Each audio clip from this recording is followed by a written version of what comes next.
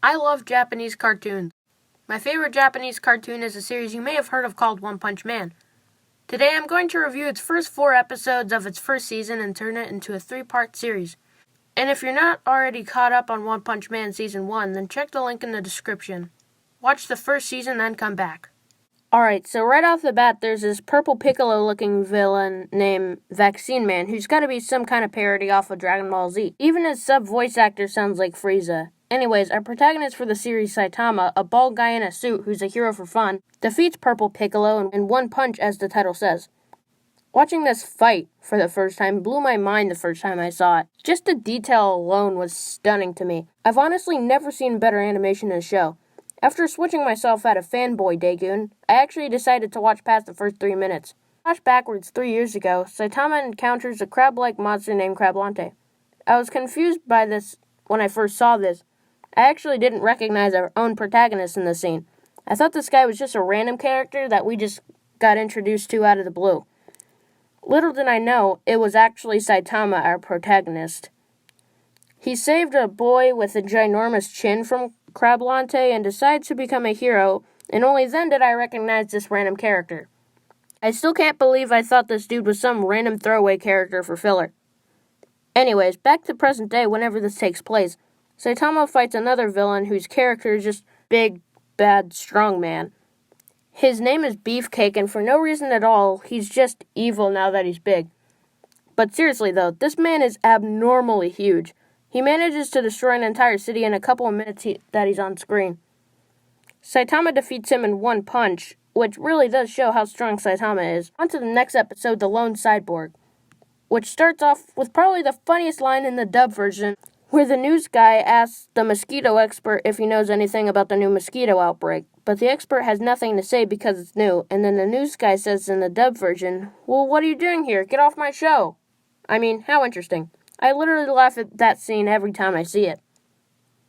Anyways, Saitama then meets the only character he's never been able to beat, a single mosquito that landed on his arm.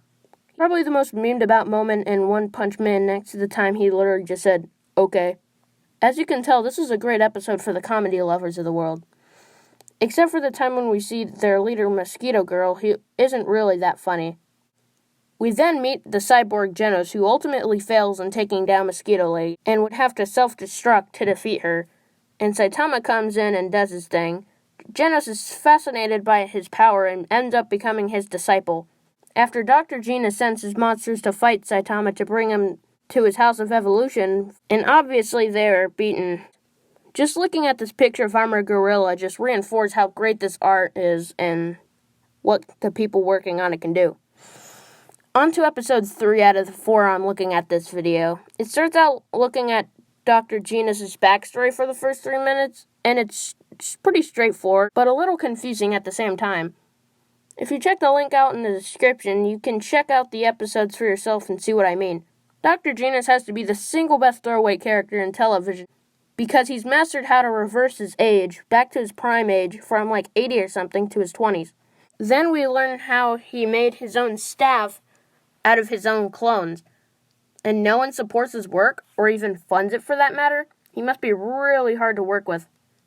Anyways, Dr. Genos and his staff are told that they lost, and that Saitama and Genos are coming, and they might have to release their secret weapon, Carnage Kabuto.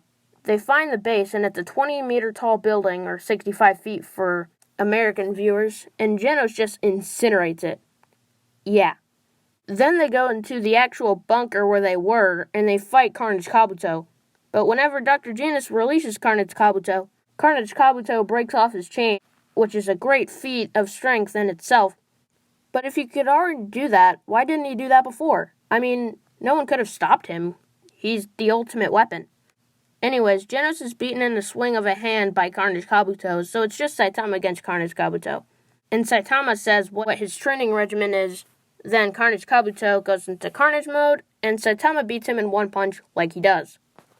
For our 4th and final episode, The Modern Ninja, a terrorist group of bald people in power suits called the Paradisers, led by Hammerhead, trying to make a world a better place. But it's sort of like Thanos in the way how they make a world a better place. But they're stopped by Speed of Sound Sonic. Saitama defeats Speed of Sound Sonic and Hammerhead while Genos gets his first of many upgrades in the series. Finally, Genos and Saitama sign up to be official heroes in the Hero Association. That's all for my One Punch Man Season 1, Episode 1 through 4 review, and I'll be posting my One Punch Man Season 1, Episode 5 through 8 review sometime soonish. Until then, I'll see you guys in the next video.